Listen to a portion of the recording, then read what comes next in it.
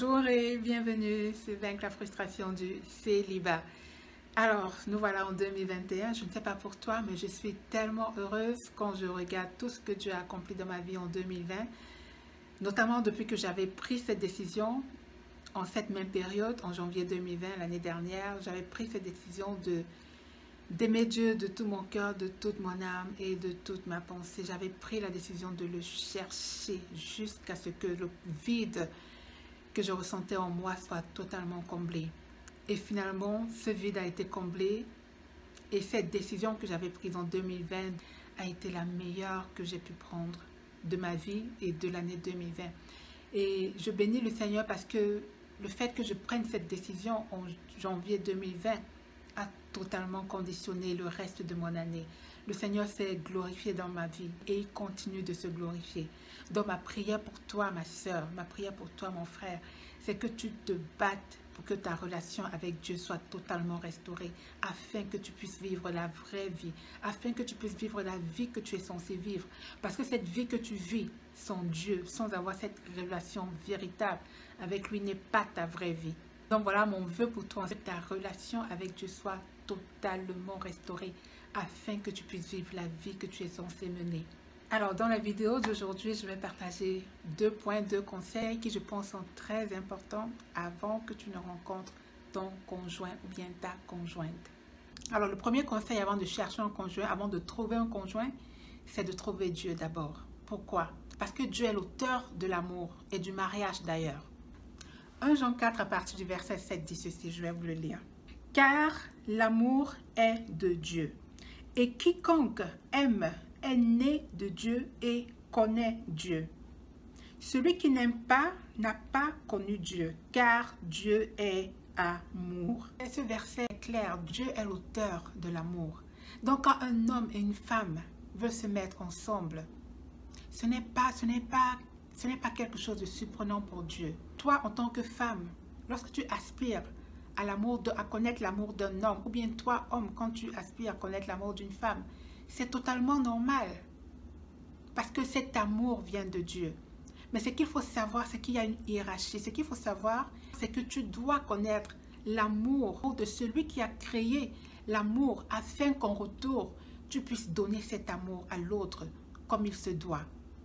Donc, si tu veux vraiment pouvoir aimer ton conjoint, ta conjointe, ou bien des gens autour de toi, tu dois, d'un amour véritable, tu dois d'abord connaître l'amour de celui qui a créé l'amour. Tu dois connaître l'amour de Dieu, qui est l'auteur de l'amour, qui est le Dieu d'amour, qui est l'amour lui-même. Tu comprends donc que ça ferait sens de connaître celui qui est l'auteur de l'amour, celui qui dit qu'il est amour, l'amour que tu cherches d'un homme, d'une femme.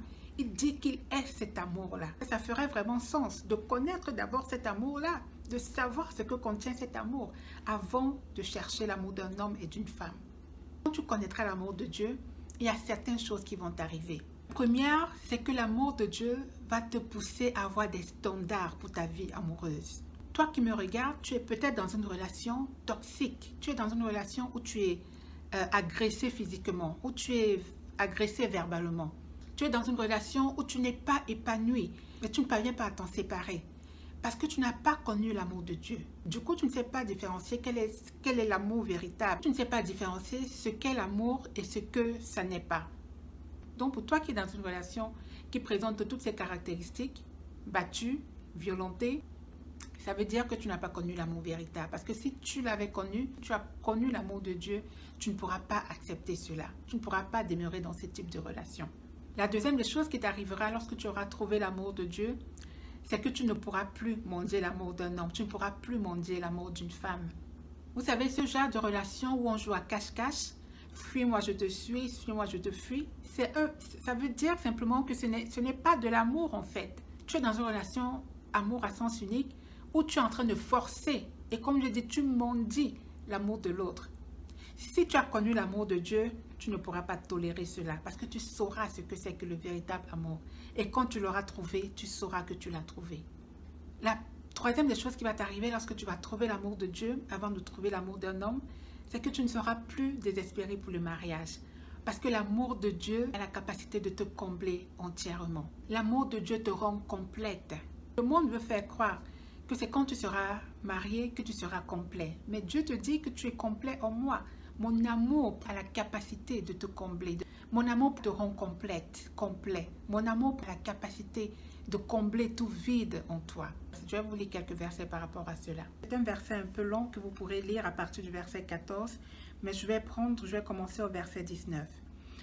Et connaître l'amour de Christ qui surpasse toute connaissance, en sorte que vous soyez remplis jusqu'à toute la plénitude de Dieu. Donc le fait de connaître l'amour de Christ te remplit de la plénitude de Dieu, te remplit de sorte que il n'y a pas de vide en toi, de sorte que tu sois vraiment complète en lui.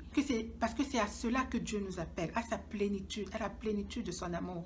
Ce qui fait qu'il est important que tu sois complète et que ton conjoint également soit complet, que vous soyez complet en lui avant de vous chercher à vous mettre dans une relation. Donc toi, en tant que célibataire, homme, femme, aspirez à cette plénitude en Dieu qui vous permettra d'être complet en lui. En étant complet en lui, vous serez plus équipé pour vivre un mariage selon ses préceptes. Alors le deuxième conseil avant de trouver ton conjoint, c'est de chercher à devenir la personne que tu es supposé être en Christ. Donc si la femme est en train de devenir ce que Dieu attend d'elle, si elle est en train d'accomplir sa destinée, et que toi, homme, tu ne sais pas où tu vas, tu n'as pas de vision pour ta vie, il y a peu de chances que ça marche. De la même manière, toi, femme, tu es en train de prier, tu veux un homme qui a une vision, qui a des objectifs dans sa vie, qui est financièrement stable, qui aime Dieu, qui est en feu pour Dieu, au bouillon pour Dieu. Lui également, il est en train de chercher quelque chose d'identique. Il est en train de te chercher. Lui également, c'est sa prière à Dieu. Mais quand il te regarde, il ne parvient pas à trouver cela en toi. Tout simplement parce que tu ne corresponds pas à ces critères qu'il a demandé à Dieu. Et vice-versa, c'est la même chose pour un homme. Tu peux rencontrer une sœur, mais qui va te repousser tout le temps parce qu'elle ne trouve pas en toi ce qu'elle cherche. Elle ne trouve pas en toi ce que tu es censé devenir. Cherche à devenir ce que Dieu veut que tu deviennes. Si donc il s'agit de destinée, Dieu t'a créé pour un but particulier et tu dois absolument découvrir et marcher selon ce plan qu'il a pour ta vie. Donc, est-ce que tu as identifié tes dons et tes talents? Est-ce que tu es en train de les fructifier, de les développer? Est-ce que tu es vraiment en train de t'intéresser et de chercher ardemment de tout ton cœur la raison pour laquelle tu es sur terre? Est-ce que tu es en train de rechercher le plan de Dieu pour ta vie? Parce que découvrir ce plan et le mettre à exécution, ça va non seulement ajouter la valeur à ta vie, mais ça va te permettre de devenir la personne que tu es censé être, la personne que tu es censé devenir. Donc voilà les deux conseils que je voudrais partager avec vous. Le premier, c'est de trouver l'amour de Dieu, l'amour véritable, avant de trouver ton conjoint. Et le deuxième point, c'est de devenir ce que tu es censé être en accomplissant la destinée, en accomplissant le plan de Dieu pour ta vie. Donc voilà, j'espère que tu as été béni par cette vidéo. Et surtout, n'hésite pas, si tu as d'autres points que tu voudrais partager, n'hésite pas à le mettre en commentaire. Voilà pour aujourd'hui, que Dieu te bénisse et à très bientôt sur cette chaîne.